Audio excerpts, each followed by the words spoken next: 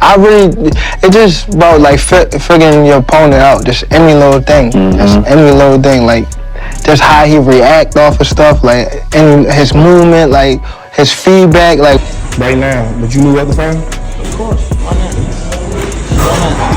So, what is more important, legacy or? Gervonta Davis and his next opponent, Lamont Roach, have been brought side by side and face to face with each other. And while every boxing fan thinks the difference between both athletes is crazy, it surely isn't as crazy as you think. You, like other boxing fans, may just be wrong about Lamont Roach. Fuck it, I say I make money. I have most inside the city. Fuck you mean? Funny. Try to cross that fucking line. Try back though. Interestingly, they both have an opponent in common and both put up an amazing performance against him to secure world titles. Fine, Gervonta Davis is the superstar and the more famous fighter, but Lamont Roach is no slouch either. I would have to go with Tank though. Lamont would be moving up. What would he have to do to make that fight? Oh, he moving up? Yeah, it would be.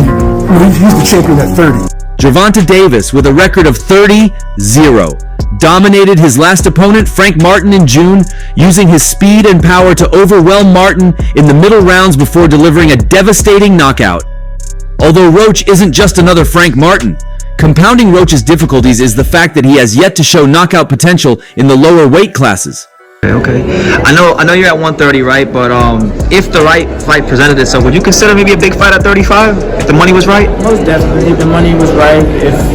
Lamont Roach has bounced back with 6 consecutive wins since his only career loss, a decision defeat to Jamel Herring in 2019. His most notable victory came last November when he edged out Hector Garcia by split decision to claim a world title. Interestingly, Garcia was previously stopped by Gervonta Davis in the 9th round in January 2023 at lightweight, about 10 months before losing to Roach. Oh, okay, yeah. I have to go with Tank. What does he need to do to make this competitive? Don't trade with him. You gotta box, move, time up. But it's difficult when you fight Tank, man. While Roach has shown noticeable improvement, it's difficult to imagine him posing a significant threat to Davis. However, the fight is feasible and could take place either in Davis's hometown of Baltimore or more likely in Washington, D.C., where Davis headlined for his fight against Hector Garcia. Despite Roach being from D.C., the bout is expected to be a box office success. The main concerns with this matchup stem from Lamont Roach's lack of recognition, his smaller size, and his unproven knockout power. If there's a championship on the line, because those belts are freeing up. Yeah, they are. Definitely, for sure. I'm not a super small 130 pounder. Yeah. 130. Moving up in weight is already a tough challenge for any fighter, but Roach faces an even greater hurdle against one of the hardest punchers in the lightweight division. However, the World Boxing Association has granted Lamont Roach Jr. permission to move up to 135 pounds and challenge Gervonta "Tank" Davis on the 14th of December. Davis has become one of boxing's biggest stars, known for his exceptional talent, ring intelligence, and fight-altering power. Due to his dominance, the World Boxing Association permits Davis to handpick opponents from the super featherweight division to defend his lightweight title. When you fight Tank, man, it's difficult when you fight. Tank sets you up with all types of shots, man. And also, like I tell people, Tank can box when he wanna box. This practice is seen as unfair to the 135-pound contenders, as it allows Davis to extend his reign by selectively facing weaker opponents from a lower weight class, undermining the competitive integrity of the sport. When multiple outlets reported the news of the Davis-Roach clash, it sparked quite a negative response from boxing fans around the world. They wanted to see Davis go beyond the second tier and test his talent against the other top names at 135. Roach's legitimacy as a fighter and challenger to Davis is still in question. A fan commented on X that he will not watch the fight, and Gervonta had something to say back.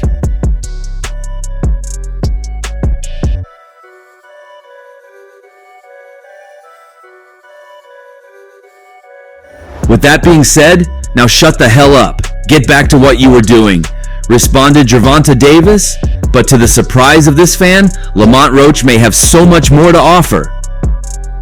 Roach was a decorated amateur, winning gold medals at the National Golden Gloves and USA Boxing Youth National Championships in 2013. He made his professional debut the following year, shortly after signing with Golden Boy Promotions while studying at the University of Maryland. He went undefeated in his first 20 fights, collecting 3 minor belts before he unsuccessfully challenged Jamel Herring for his WBO super featherweight title in 2019.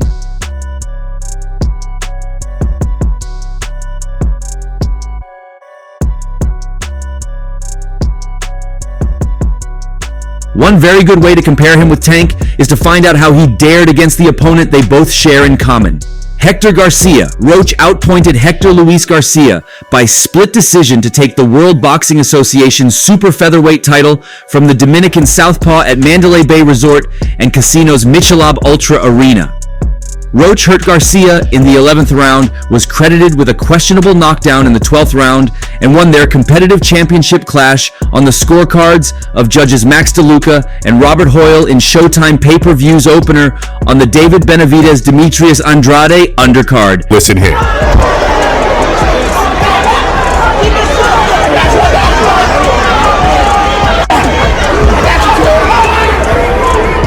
Judge Tim Cheatham scored their fight for Garcia 114-113. Their fight would have been declared a split draw if not for the knockdown referee Tony Weeks credited Roach with scoring just after the halfway point of the 12th round. Roach appeared to send Garcia to the canvas by hitting him on the back of his head. Roach, who was the mandatory challenger for Rivera's title, recorded the biggest victory of his career after losing his first title fight 4 years ago.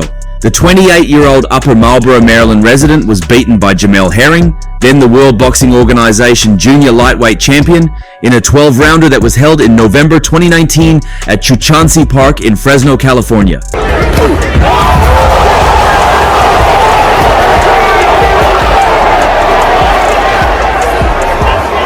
Garcia lost a second straight fight. The 32-year-old former champion fought for the first time since Gervonta Davis stopped him early in the 9th round of their fight for Davis World Boxing Association World Lightweight title January 7th at Capital One Arena in Washington, D.C. After taking 2 left hands from Garcia, Roach taunted the former champion and scored the above-mentioned debatable knockdown just after the halfway point of the 12th round. Garcia indicated to referee Tony Weeks that he had been hit behind his head once he quickly reached his feet.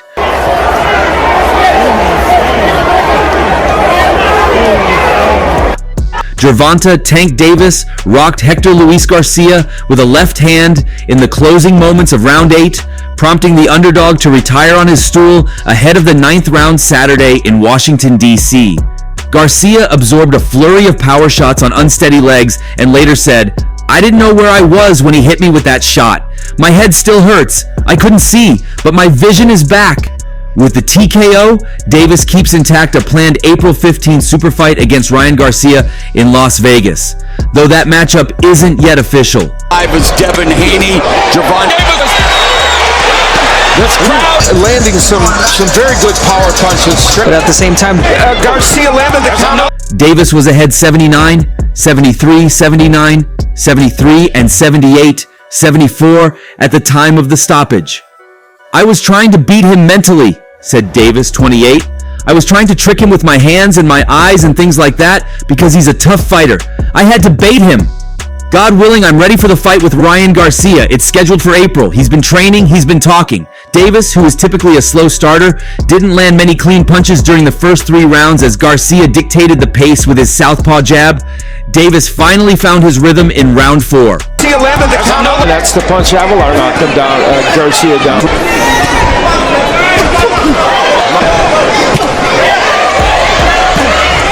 The star boxer connected on a stinging counter right hand and a couple of lefts that caught Garcia's attention in a fast-paced 4th. Garcia is a 130-pound title holder who moved up to 135 for the career-high payday, yet he was all too willing to stand in the pocket and trade with the bigger, stronger puncher. Davis, who is from nearby Baltimore and packed Capital One Arena with more than 19,000 fans, began to potshot Garcia in round 5 with lead left hands. He followed up with some powerful right hands and started to truly sit down on those shots toward the end of round 6. A little bit and he lands that shot.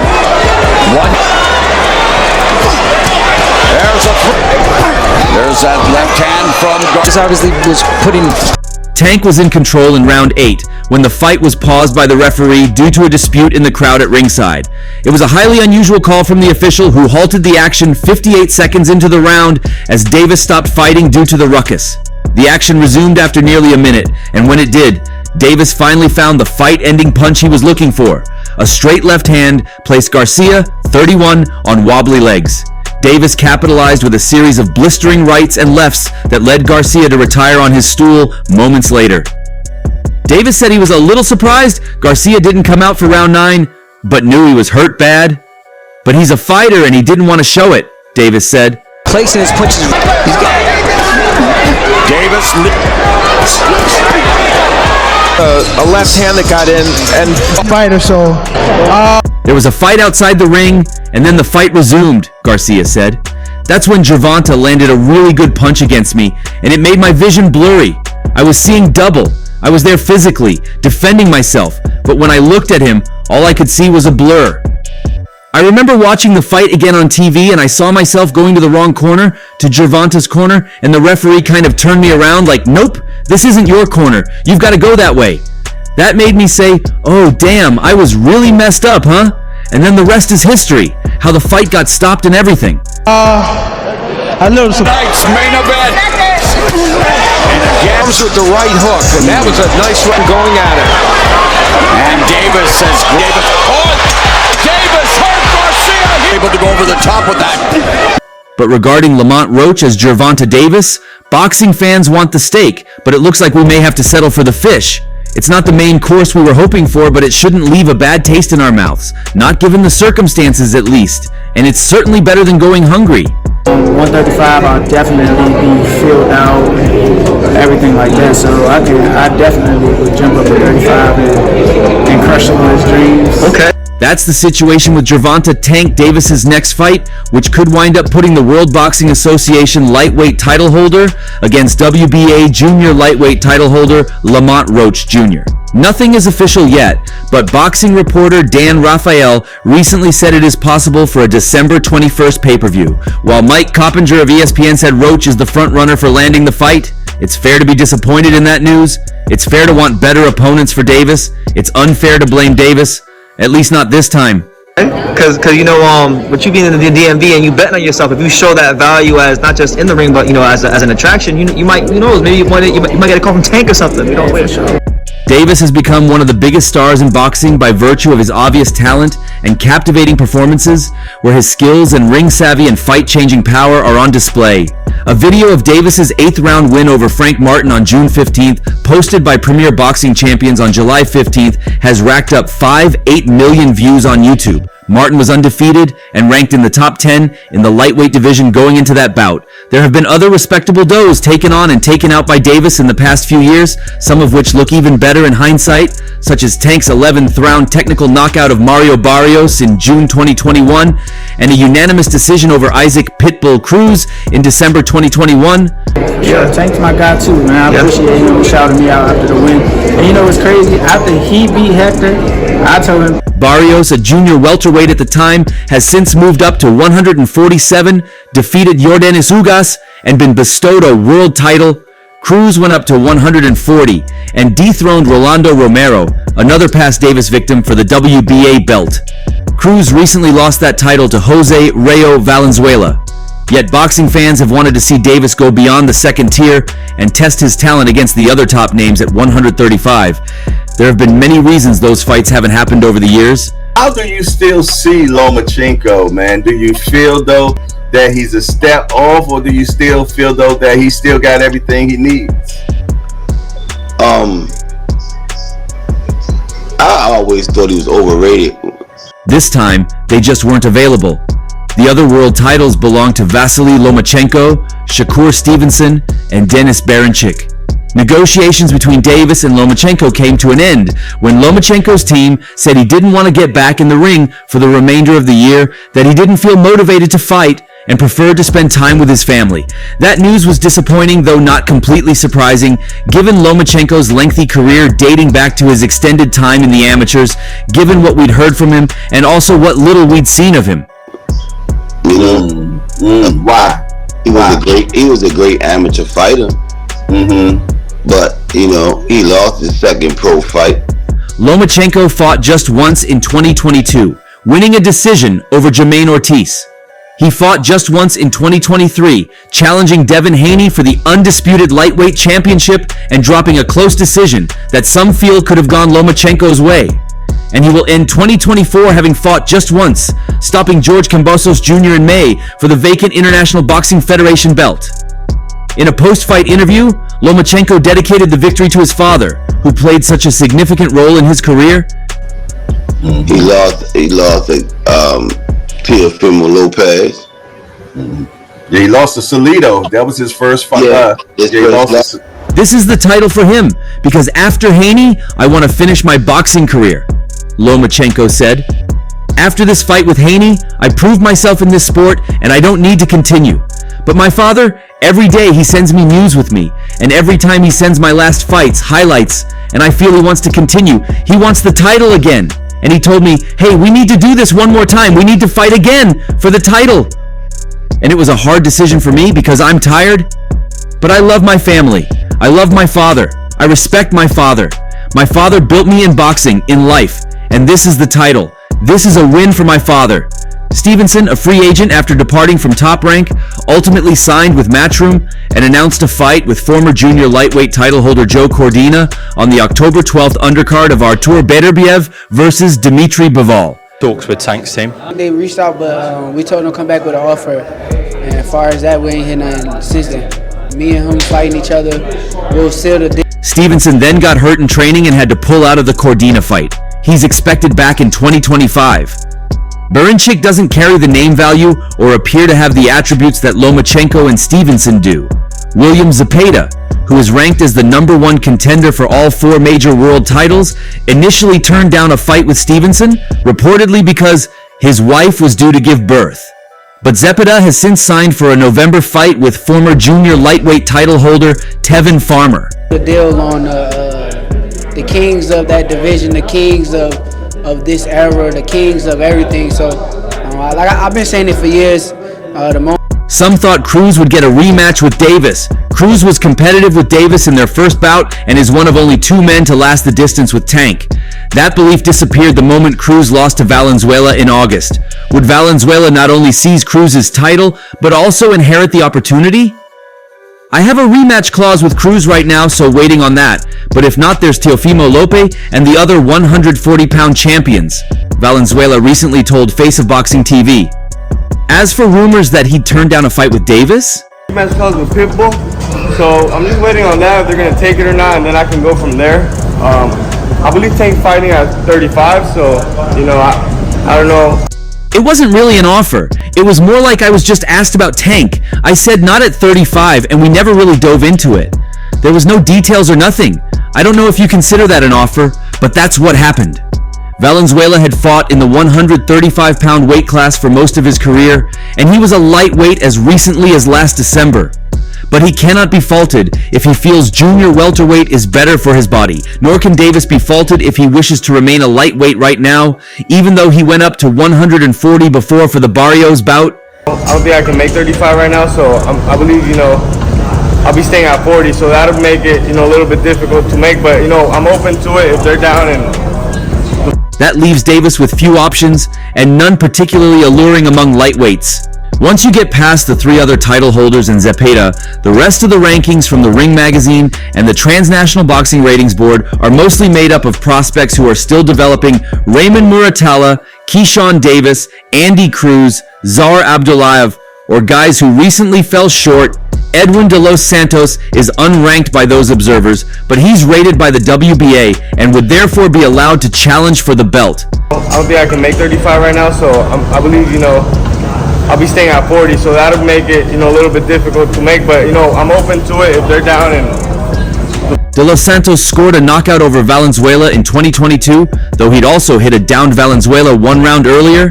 His last fight, however, was a decision loss to Stevenson in November 2023.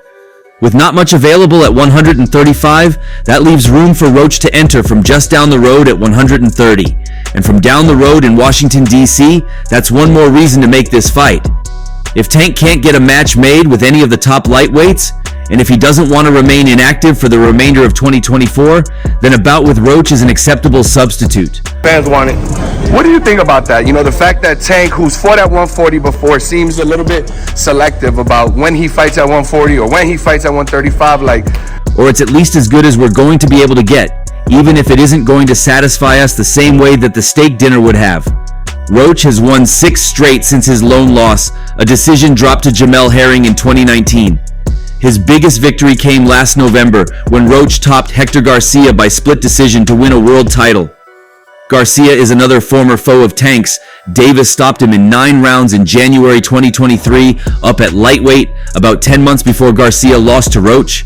No. I mean, that was just a decision I made, just being mad and things like that, but pardon me to everybody that came out. Roach's improvement has been enjoyable to watch. It's still hard to picture him giving Tank too much trouble, but the fight can be made and hosted in Davis's native Baltimore, or more likely in DC itself. While that's Roach's hometown, it's also where Davis headlined for the Hector Garcia fight. The fight will do well at the box office. Pay-per-view is another question. Davis is one of the biggest stars in the United States. No. I mean, that was just a decision I made, just being mad and things like that, but pardon me to everybody that came out. Some may purchase the broadcast just to see him perform. The opponent factors less, if not at all, into their consideration. For others, the prospect of Davis versus Roach may be intriguing enough to tune in, but not enough to shell out. Boxing fans can and should speak with their wallets. Just because a fight is on doesn't mean you have to buy it. If you really don't want the fish, you can choose not to eat in the restaurant until the steak is available again. Didn't see me, make sure y'all come out. Matter of fact, I'm going to stay after the fight and take pictures for a couple people, as long as I can. As for Davis, just because a big fight isn't available doesn't mean he should wait on the sidelines. I'd rather Tank get back on the battlefield, even if it's just to blow through and roll over an outgunned foe. That's better than sitting around and collecting rust. And that's all for now. For the very best updates on news, moments, events, and actions in the world of boxing, stay connected with us by subscribing to our YouTube channel, and don't forget to turn on notifications to get notified when we drop quality contents like this. Until next time, peace out.